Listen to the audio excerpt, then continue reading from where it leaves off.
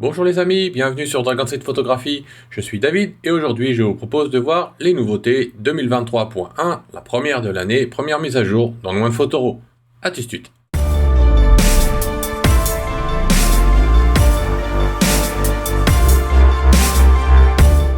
Tout d'abord, je vous invite à visiter ma boutique en ligne sur laquelle vous trouverez les formations Capture One, le coaching, les outils d'Alexander Zvet, Alexandro sur Capture One et la formation complète sur En Loin de Photoro. Vous pouvez aussi visiter mon blog photo sur dragonseedphotographie.eu. Sans plus attendre, passons voir les nouveautés en Loin de Photoro. Une des nouveautés qui sera très pratique selon si vous avez un ordinateur portable ou si vous travaillez sur grand écran, c'est de pouvoir adapter la police. C'est maintenant possible sur En Loin de Photoro, soit en cliquant le petit bonhomme en bas à gauche de l'interface sur lequel vous avez la roue dentée, et comme vous pouvez le voir, vous avez la fenêtre des préférences qui s'ouvre. Sinon, vous trouverez cette fenêtre de préférence dans En Loin de Photoro et dans le menu Préférences.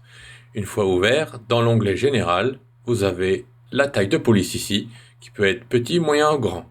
Donc ici, on est un moyen, on peut tout à fait choisir grand, puisque j'ai un grand écran 4K, je clique OK, et je redémarre En Loin de Photoro. Au redémarrage, la police sera beaucoup plus grande.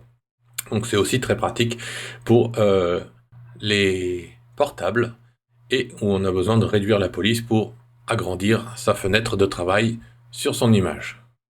Une autre mise à jour qui va être très pratique pour les personnes qui prennent très soin de leur composition, ici donc dans l'outil recadrement, dans le module édition, je clique le module encadrement et comme vous pouvez voir maintenant j'ai le droit à la Golden Spiral, donc la spirale de Fibonacci.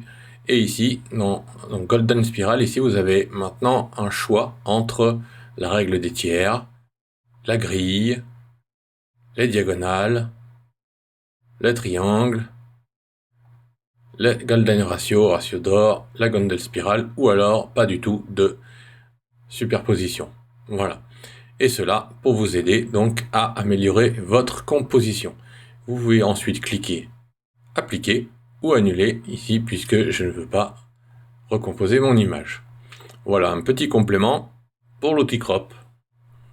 Maintenant, dans la troisième amélioration dans Loin de Photoro 2023.1, nous avons la brosse de guérison, ou alors plutôt le correcteur, c'est une drôle de traduction, que nous allons trouver ici sous le petit tampon. Quand je clique dessus, comme vous pouvez le voir en haut, nous avons 4 outils. L'outil ici qui a reçu les améliorations, c'est celui-là. Et en fait, on va par exemple augmenter la taille, comme ceci, un petit peu plus grand encore. Et si par exemple je veux recopier ce caillou, je vais aller ici choisir dans le mode copier, je vais cliquer dessus et je vais avoir une copie. Voilà, donc ici il faut que je mette l'opacité à 100%, sinon je ne peux pas voir mon caillou, et on va la poser par exemple ici, voilà. Bon, je pourrais même l'augmenter un petit peu plus. Voilà, je vais le supprimer, et je vais en refaire une autre, voilà, comme ceci. Et en fait, je peux tout à fait déplacer mon outil, et si je clique sur la touche Option, comme vous pouvez le voir, je vais pouvoir travailler la transformation de mon outil. Donc je vais pouvoir, par exemple, l'inverser, horizontalement ou verticalement, comme ceci. Donc là, effectivement, ça fait un effet miroir. Donc ça sera très pratique quand on va vouloir faire des compositions. Travailler la taille, comme cela. Et comme vous avez vu, je peux travailler les rotations. Donc ça, ce sont toutes les nouveautés que nous avons sur cet outil. Et donc du coup, nous pouvons dupliquer ici un caillou, mais on peut dupliquer des oiseaux, des étoiles, tout un tas de choses qui peut être intéressant pour améliorer un petit peu l'attrait de notre image. Et nous avons aussi ici un mode déplacé. Et bien sûr, ce mode déplacé, comme son nom l'indique, toujours avec le même outil. Donc par exemple, je sais déplacer ce caillou ici. Je vais faire le tour du caillou comme cela. Hop. Et je vais déplacer le caillou, par exemple, par ici. Voilà, ça se correspond bien, ça matche pas trop mal. Voilà. Et comme vous pouvez voir, il a reconstruit la zone. On peut jouer sur la progressivité si on souhaite améliorer la transition ici aussi. Voilà, et quand on regarde, la transition est pas trop mal. On pourrait fignoler un petit peu cette zone-là, mais sinon, c'est pas trop mal. Je pense que Photoshop fait quand même un petit peu un meilleur travail dans l'outil de déplacement. Mais c'est un bon début, je pense que ça va probablement continuer à améliorer de nouveau.